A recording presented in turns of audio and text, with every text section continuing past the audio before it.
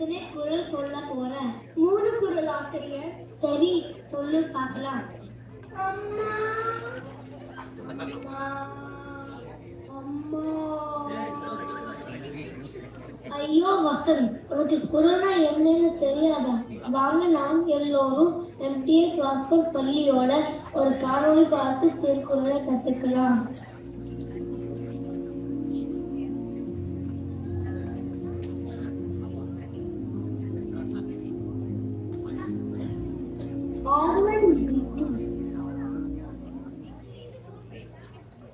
Alva, உன்னோட மதிப்பெண் அட்டை வந்திருக்கு. உன்னோட மதிப்பெண்கள் குறைஞ்சிக்கிட்டே போகுது. இல்லைப்பா, நான் ஒழுங்காதான் படிக்கிறேன். ஆனா ஆசிரியர் மதிப்பெண்கள் போட மாட்டார்ப்பா.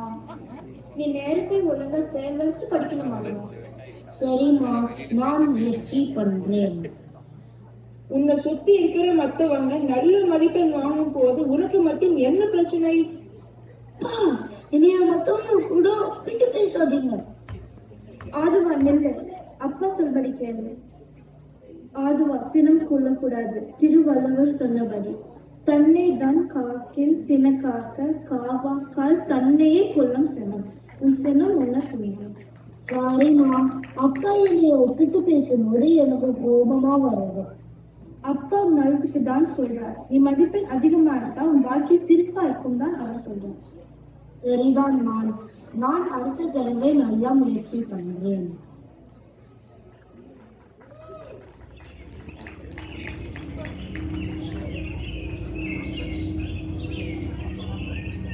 பூங்காவின் நண்பர்களின் சந்திப்பு. மதி, என்ன சோகமாக இருக்க? காலையில என் பையன் கிட்ட ரொம்ப கோபமா பேசிட்டேன். ஏண்டா? எதுக்கு? அவனோட மதிப்பெண் குறைஞ்சிக்கிட்டே போகுது. மதி, உனக்கே தெரியும் மதிப்பெண் மட்டுமே வாழ்க்கையில் முக்கியம் இல்லை. இப்ப புரியுதுடா. ஆனா கோவத்துல பேசிட்டேன். இப்ப மனசு கஷ்டமா இருக்கு. என்ன மதி, நீ கோவப்பட்டதால அவனுக்கு படிக்கணும்னு தோணுமா? திருவள்ளுவர் சொன்ன மாதிரி ஒருத்தாக்கு ஒரு நாள் என்பான், ஒருத்தாக்கு புரிந்தும் புரிந்துகள். கோவப்படாத பெருமையா அவனுக்கு சொல்லி புரிவிச்சா அவன் அப்பா சொல்ற மாதிரி நடக்கணும்னு நினைப்பான்லாம். நீ சொல்றது சரிதான் சுரேஷ். நான் கோவப்படுறதால அவன்கிட்ட மாற்றத்தை கொண்டு வர முடியாது. பொறுமையா பேசி இருக்கணும். சரிதான், நீ எப்படி இருக்க? நல்லா இருக்கேன்தான். ஆனா உலகத்தை பார்த்தாதான் கவலையா இருக்கு. ஏன்டா அப்படி சொல்ற? எல்லாரும் இயந்திரம் போல ஓடிக்கொண்டே இருக்காங்கடா. காலையில செய்தியை பார்த்தா பசி பின்னி சண்டைதான் இருக்கு. ஆமாம்டா, நீ சொல்றது சரிதான். எனக்கு என்ன தோணுதுன்னா, எல்லாரும் திருக்குறள்களில் இருந்தா எந்த பிரச்சனையும் இருக்காது. சரிதான், கிளம்பலாம்.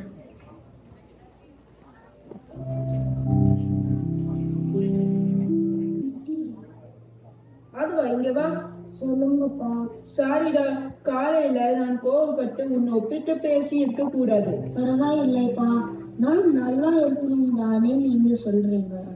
நான் இன்னும் நல்லா படிக்க முயற்சி பண்றேன்ப்பா. சரி அதுவா, நல்ல படி. கல்வியும் ஒழுக்கமும் வாழ்க்கைக்கு ரொம்ப முக்கியம். இதையும் நம்ம வள்ளுவர் சொல்லி இருக்கா. ஒருமைக்கல் தான் கற்ற கல்வி ஒருவருக்கு எழுமையும் ஏமப்படுத்து. அதாவது ஒரு பிறப்பில் தான் கற்ற கல்வி அவனுக்கு 7 பிறப்பிலும் உதவும். சரிப்பா, கல்வி எவ்வளவு முக்கியம்னு எனக்கு இப்ப புரியுது. நான் அடுத்த தடவை நல்லா படிக்கிறேன்.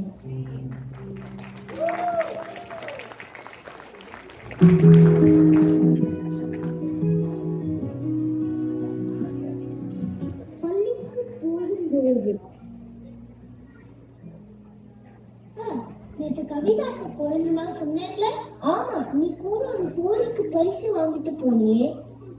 கவிதா எனக்கு நல்ல தோழி. ஆனா மற்ற தோழிகளுக்கு நான் பரிசு வாங்கிட்டா எனக்கு போவாமையா இருக்குப்பா. ஏமா அப்படி நினைக்கிற? என்னோட பரிசு விட மற்றவங்க பரிசுதான் புது தோணுது. அப்படி நினைக்க கூடாது திருமொழி. உன்னால என்ன முடியுதோ அது கொடு. மற்றவங்க கொடுக்கறதுக்கு பார்த்து பொறாமைப்படக்கூடாது.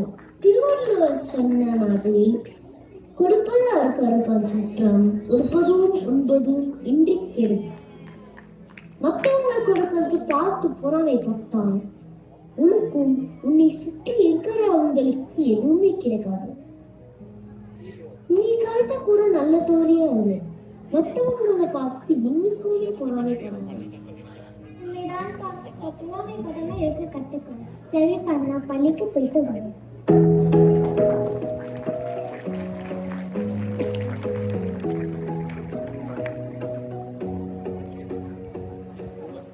கால்பந்து விளையாட்டு மைதானம்.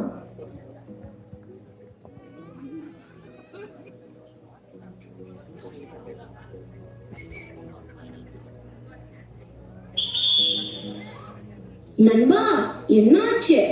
அங்கே பாரு, அருள்மொழி அவன் கீழே தள்ளிட்டாங்க. நல்லா அடிபட்டிருக்கே. அவன் நல்லா விளையாடுவானே. இப்ப நம்ம எப்படி வெற்றி பெறுவது? இப்ப அதுதான் முக்கியம். அருள்மொழி அடிபட்டு ரத்துவது பாருங்க. ஆமாம், முதலிடம் தோற்று மருத்துவரிடம் போலாம்.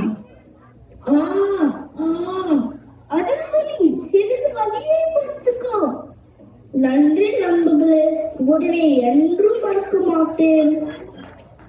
ஆஹா, உனக்கு இழந்தவன் கைப்போல குரலுக்கேற்ற மாதிரி எப்படி இந்த நண்பர்கள் உதவிக்கிறார்கள் பார்த்தீர்களா?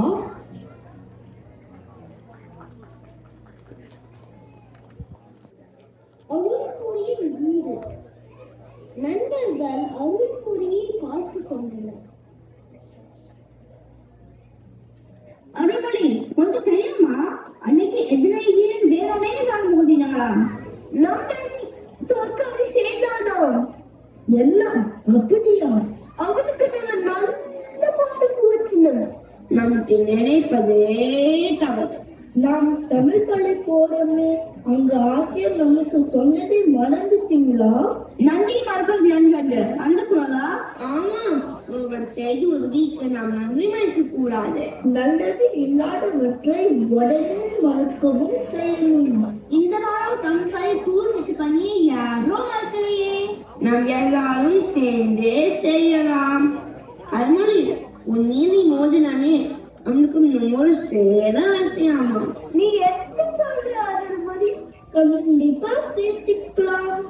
அவனை திருத்த அவனுக்கு உதவி செய்வதை விட சிறந்த வழி கிடையாது. இல்லா செய்தவரை கோபப்படுத்தோமே.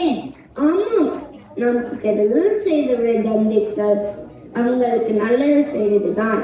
அவரையும் நண்பர்களுக்குள் சேர்த்து மகிழ்வோம். நம் வாழ்வோடு நினைப்போம்.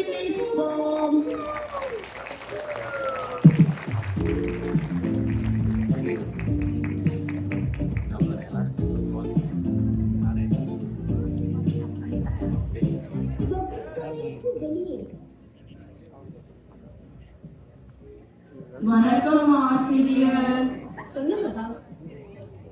ஆசிரியர், இந்த ஆண்டு திருக்குறள் போட்டி பற்றிய அறிவிப்பு வந்துருச்சு. ஆமா, நீங்க 3 பேரும் கண்டிப்பா கலந்துக்கணும், சரியா? சக்தி, நமக்கு தான் குரல் வெறும் மனப்பாடம் செய்வதற்கு மட்டும்தானே? ஆமாம் ஆசிரியர், கதிர் சொன்ன போல நாங்கள் பரீட்சைக்கும் போட்டிக்கும் பொருளோடு படிப்போம், அப்புறம் மறந்துடுவோம். ஆசிரியர், ஆனால் நீங்க வகுப்பு சொன்னதை கேட்டு எங்க வாழ்க்கையில திருக்குறள் எவ்வளவு முக்கியம்னு தெரிஞ்சுக்க தோணுது. நல்லது சக்தி, நம்ம வாழ்க்கையில எவ்வளவு சோதனைகள் வந்தாலும் திருக்குறள் நமக்கு சிறந்த வழிகாட்டியா இருக்கும். ஆசிரியர், எங்களுக்கு அன்றாட நடைமுறையில் சில சிக்கல் இருக்கு. சொல்லுங்க கேட்போம். நான் வீட்டு பாடத்தை நாளைக்கு செய்யலாம்னு தள்ளி போடுவேன், அப்புறம் அந்த வேலையை முடியாம போயிடும். இந்த சோம்பேறித்தனத்தை எப்படி தவிர்ப்பது? பள்ளி ஒருவரை முன்னேற விடாமல் தடுக்கும் 4 கெட்ட பழக்கங்களை பற்றி வள்ளுவர் நெடுநீர் மறவி மடி துயில் 4 கெடுநீரார் காமக்கடன் என்று சொல்கிறார். அதாவது காலம் தாழ்த்துதல், மறதி, சோம்பேறித்தனம், அதிக தூக்கம், இந்த 4ம் ஒருவனை அழிவு பாதைக்கு கொண்டு செல்லும். நன்றி ஆசிரியர். நம்ம முன்னேறணும்னா இந்த 4ஐயும் செய்யாம இருக்கணும், இல்லைன்னா அவ்வளவுதான். நம்ம ஆசா கொஞ்சம் பயம் கொடுத்த மாதிரி சொல்றாருல. ஆமாம் வள்ளி, இந்த குறள் நம்ம வாழ்க்கைக்கு அவ்வளவு முக்கியம். ஆசிரியர், இப்ப என்னுடைய பிரச்சனையை சொல்றேன், அதுக்கு வள்ளுவர் சொன்ன குறளையும் சொல்றேன், அது சரியான சொல்லுங்க. சில நேரங்களில் ஒரு புதிய விஷயத்தை செய்ய எனக்கு பயமாக இருக்கு, நான் தோற்றுவிட வேணும்னு தோணுது.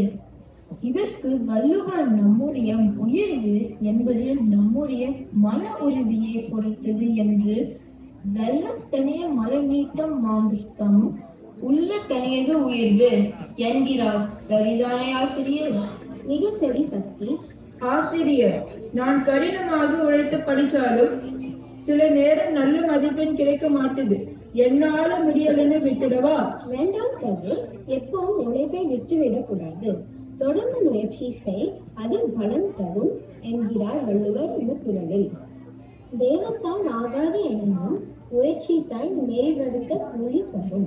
ஆசிரியர், இப்ப எங்களுக்கு புரியுது. ஆமாம் ஆசிரியர், இனிமேல் நாங்க குரலை மதிப்பெண்காக படிக்காம எங்க வாழ்க்கைக்கு பயன்படுத்திக்கிறோம். நன்றி எனக்கு சொல்லாதீங்க. இதான் நம்ம திருவள்ளுவருக்கு சொன்னார்.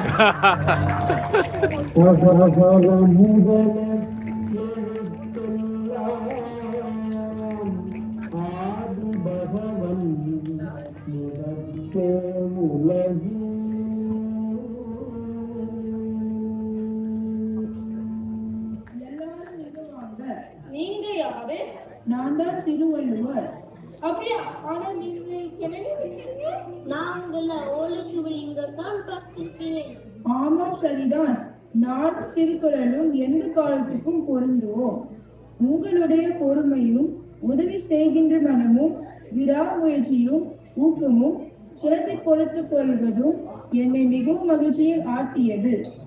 எல்லாரும் இப்படி வாழ்வியல் முறையை பின்பற்றி அறநெறியை கடைபிடித்து வாழ்ந்தால் இந்த உலகம் அமைதியாகவும் மனித நேயத்துடனும் சிறந்து விலகும் என்பதில் ஐயமில்லை.